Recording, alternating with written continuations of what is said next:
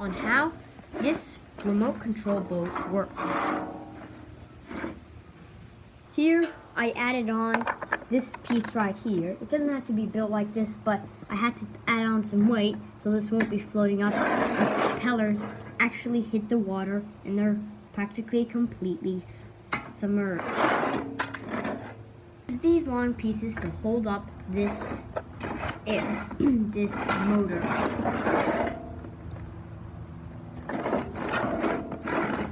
This object over here has a cable sticking out. It's already done for you, so you don't have to do that.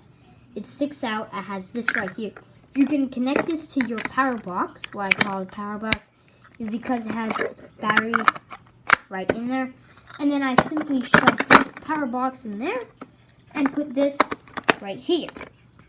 Now, here is another thing that is already connected for you. Then it has a cable with a blue flat. Now this blue flat represents, you're supposed to put it on this blue side, right here. Now if you don't put it on the blue side, let's say you put it on the red side, you're going to have to control the boat on the side of the controller that has red. If you put it on the blue side, like this, then you're going to have to control it on this blue side. It doesn't matter which one you put it on. I just like putting it on this side. Then I'll try to explain this as best as possible because it's a bit hard to understand. I have the gear. It has 2 holes over here, 2 holes over here. The axle sticking through it and sticking out a little bit. That's supposed to happen. Then you put it in this hole right here. Comes out on the other side. And then I put on a training wheel. It doesn't have to be a training wheel. It can be a tiny gear as I put here. As long as it can still turn freely and it holds it tight so it won't fall off, that's good. As you can see here, I use a lot of different stuff. Then, after this axle, there's something else I gotta focus on. This piece, you're gonna need 2 of these.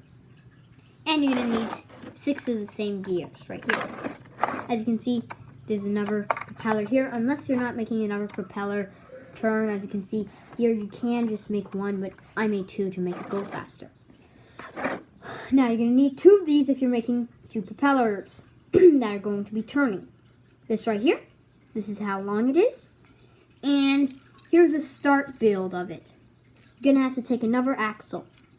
It goes through the bottom. At the back, you put on another gear.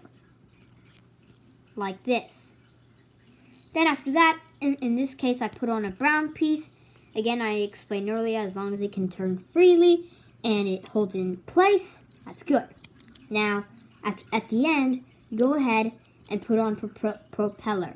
In this case, I put on a Lego propeller. You can put on real propellers if you don't have them, tiny real propellers. Glue them on, but I use a Lego propeller because I had one. 2, actually.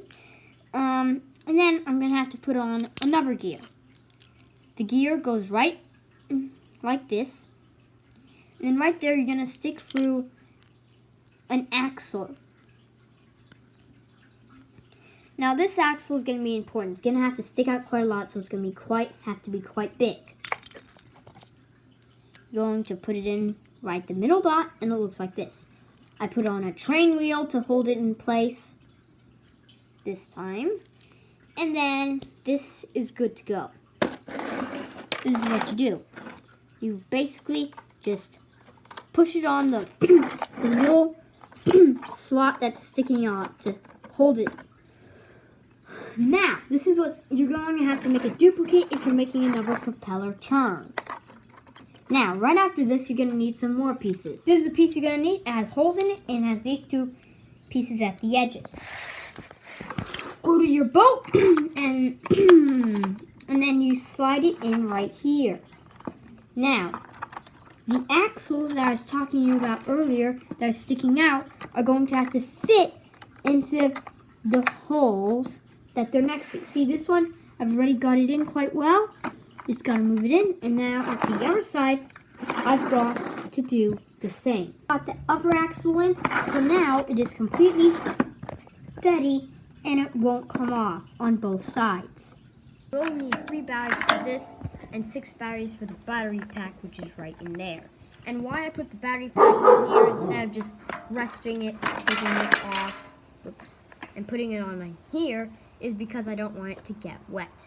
This exact boat, well, just if you have another boat that floats, as long as it floats, that's good and no water comes into it, then just try to get the battery protected because I don't want it to get wet or it will break, which is not what we want.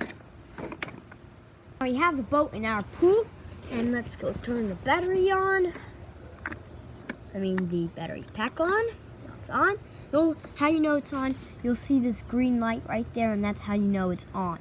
Now, it obviously floats, and I'll show you the controls. For forward, you just turn this knob this way.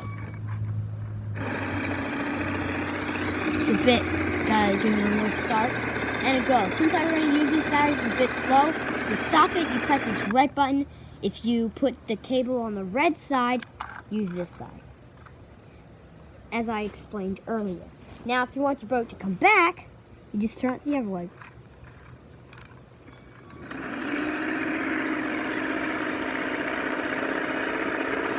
Cannot turn, which is really sad while it's turning this moment. But you can't control it if you want to turn because it can only go backwards and forwards, which is sort of bad, but I didn't have another motor, and likely you don't have another motor, so it's a lot of fun to play around with. Anyway, the boat's a lot faster when it has full battery. I just use the battery a lot because I played it.